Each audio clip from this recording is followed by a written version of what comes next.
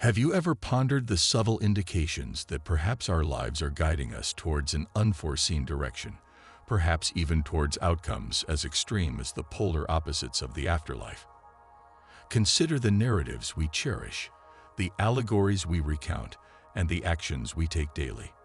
If these tales and decisions hold clues to our ultimate destiny beyond this earthly realm, what revelations might they offer?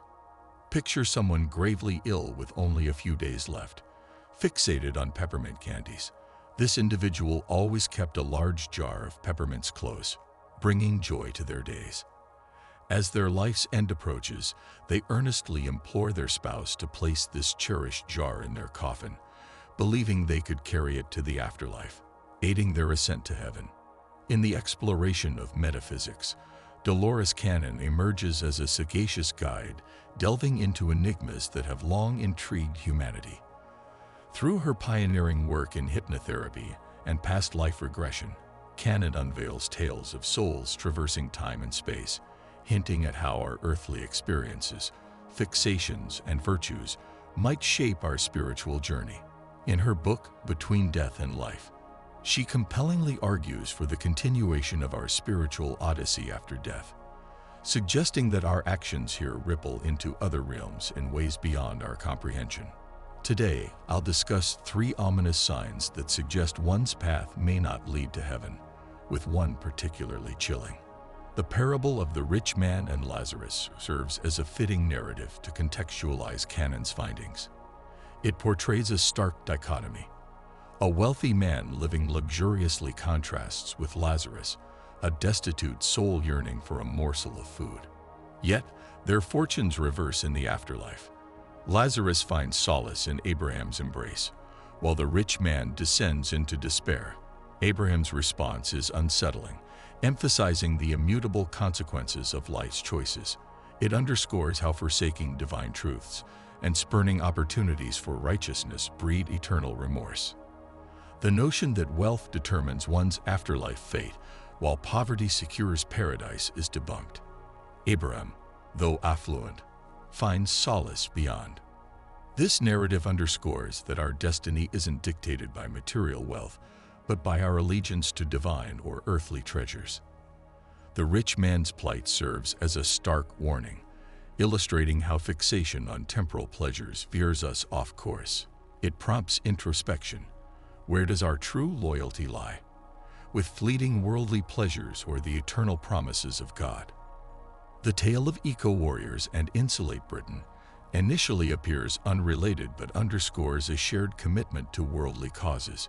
It reflects the struggle to disengage from material concerns and prioritize spiritual salvation. Just as eco-warriors obstruct roads to spotlight their cause, many self-professed Christians are ensnared in worldly pursuits, neglecting spiritual devotion. If Christ were to call his followers today, how many would be too preoccupied with worldly affairs to answer? Their lives, consumed by ephemeral pleasures and materialism, betray a loyalty to transient gratification over eternal salvation. This prompts introspection. Am I prepared to heed the divine call, or does my heart linger in the shadow of worldly comforts? It's a daunting query, especially considering the sobering realization that our deeds or religious convictions may not suffice. Would my excuses hold weight before the Creator, or would I, too, hear the chilling words, "Depart from me, I never knew you"? Despite our self-perceived goodness, we falter, succumbing to falsehoods, pride, and desires that betray our moral frailty. Yet, God's love transcends our imperfections, beckoning us to his heavenly abode. Christ's incarnation marks a pivotal juncture in history. Born not in opulence, but in a humble manger, he exemplified service over power. His life radiated hope, offering healing to the infirm, sustenance to the hungry, and grace to the marginalized. His sacrificial death on the cross, bearing humanity's sins, epitomized love's triumph over despair. The crucifixion becomes a symbol of forgiveness, his agony a path to absolution. Christ's blood, a potent elixir, cleanses even the darkest souls. Our faith in his sacrifice, not our deeds, secures redemption. His final proclamation, "It is finished," signifies the culmination of redemption's price, paving the way to salvation. Yet, amidst discussions on salvation, one question looms unanswered: what awaits in hell? Therefore, I implore you, dear friends, to seek divine guidance daily, allowing the Holy Spirit to work within you. Surrender to the potter's hands, for only through his craftsmanship can we bear fruit and manifest his divine beauty to the world.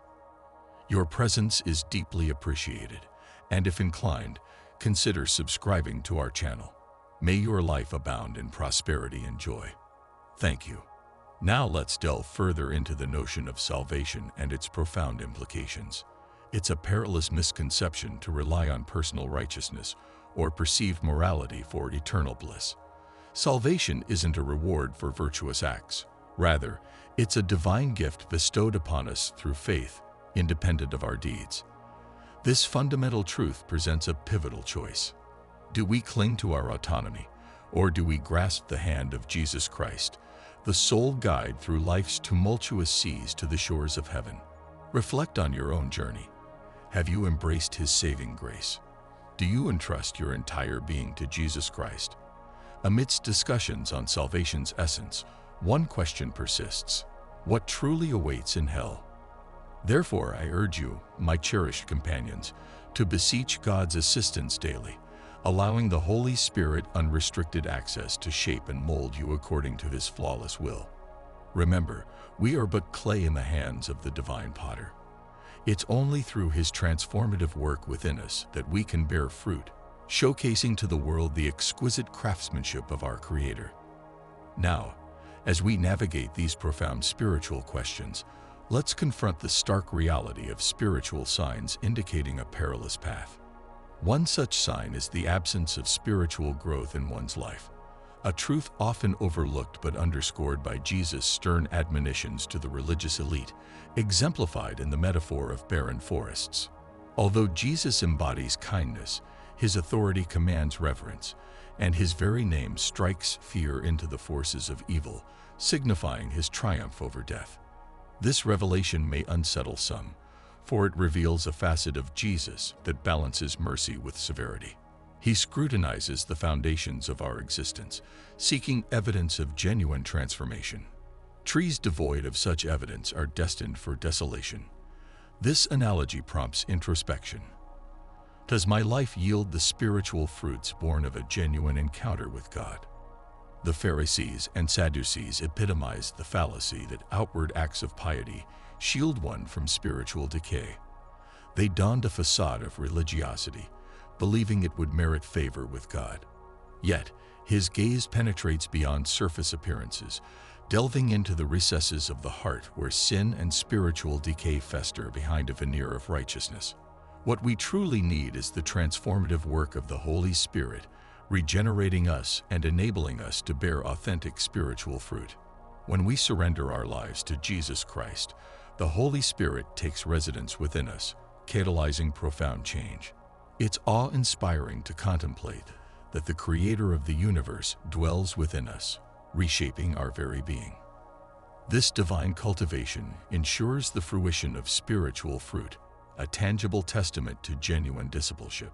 As Jesus himself declared, "You will know them by their fruit," emphasizing that the Holy Spirit's presence is evidenced by a newfound abhorrence of sin, a fervent desire for intimacy with Christ, an insatiable hunger for his word, and mastery over our former selves.